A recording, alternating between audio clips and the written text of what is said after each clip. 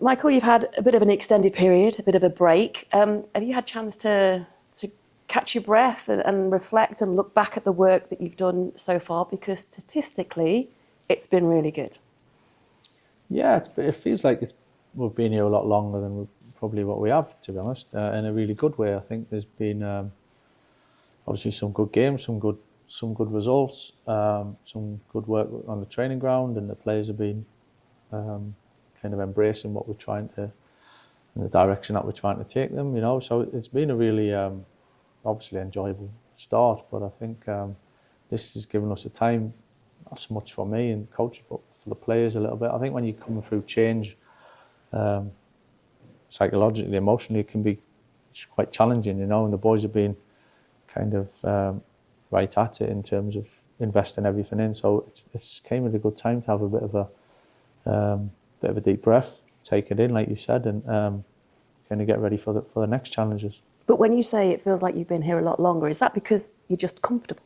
Are you comfortable in this environment? I'm happy to be here, yeah, for sure. I think it's a great place to be, and for me, it's I've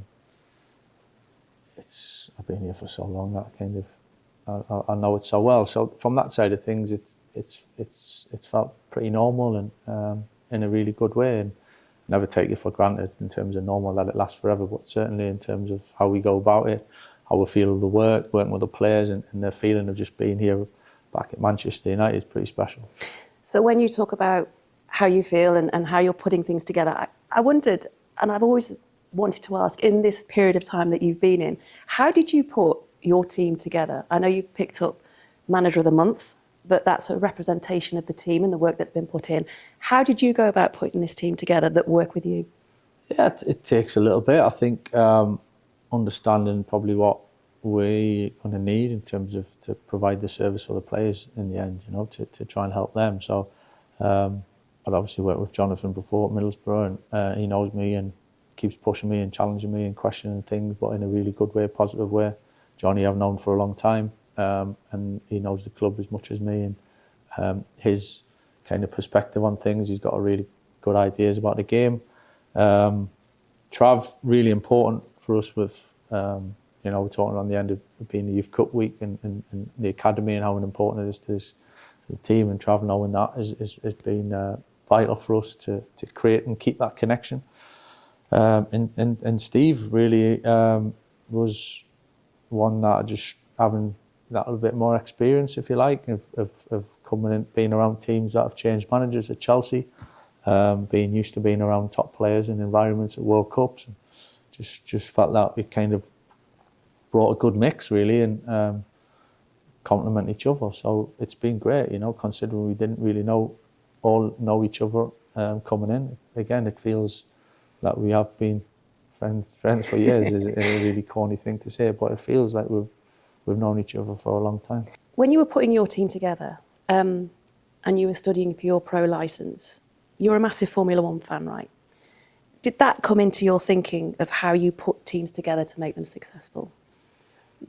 Yeah, probably subconsciously. Yeah, I think it's something I've always looked at, different sports teams, and lucky enough to get really close and behind the scenes with Formula One over the years, and see how it works, the detail, how many different angles that you kind of come from to put the team together, and personalities and strengths, and hiding the weaknesses, and that's part of it really, and play to your strengths. So all that side of things I'm interested in. There's then obviously a balance between what fits for football, but certainly whether that's backroom staff, whether that's actually players, whether that's your relationships with everyone and how you manage everyone. I think there's a lot we can take, and I certainly have over the years. Yeah. Because when you use that word drive, football is very much driven by numbers, isn't it? On the pitch, certainly. And do you find at times that can be misleading when it's just down to purely numbers, statistics, formations, everything that's thrown into that pot? It's something that, for me and the staff, I think there's certain things and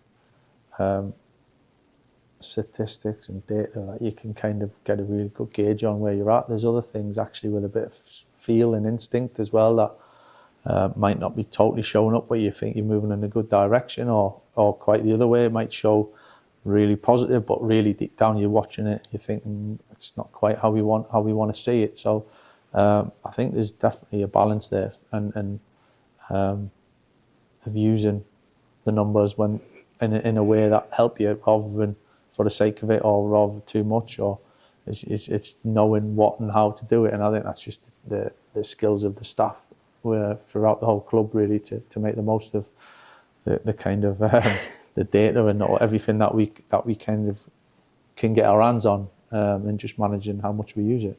Because can players get bogged down with data? I think in the end, for me, you've got to go out there and perform. So some players like more information than others, and I think for me to be aware of who needs what and what brings out the best of them, that's something I would. It's not the same for everyone. I don't think it should be, even though we're a team, they need to know the principles, the general feel, but there's actually a lot of individual things within that they need to understand, and actually come back to what I said before about connecting with people and understanding and having that relationship.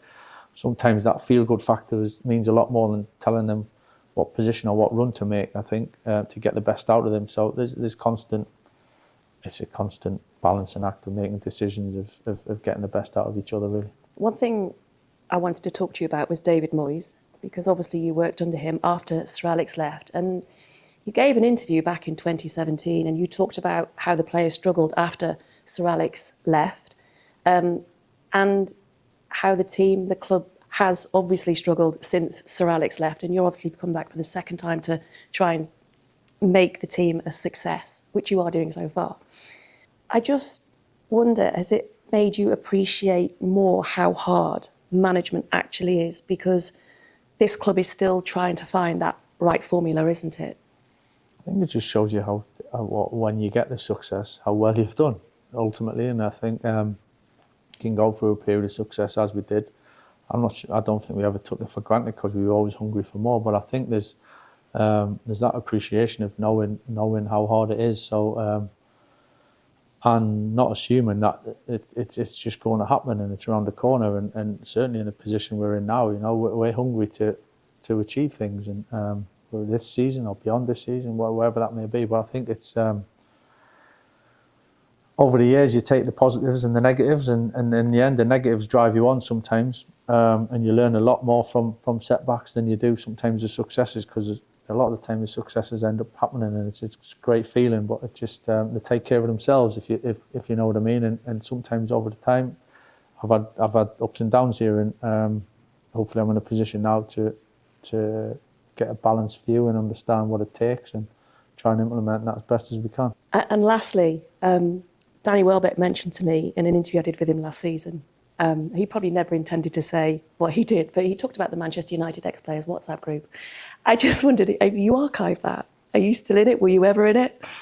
Have you removed yourself from it? I was in it for a bit, and then I came away from it when I was working here for a bit, when I was coaching in the first team, because it felt like it was a bit of a crossover there. So I think it's great that probably going back to the success of that group when we had over the years, I think we were kind of so close, and had such good relationships, and still have to this day. A lot of us live close to each other, and we still spend a lot of time, and our families do. So I think that shows you the bond that we've got. And then maybe the boys that live away, if you see them certain things, it feels like you just click straight away. And I think that's again going back to what I said about creating connections and bonds and getting the best out of each other.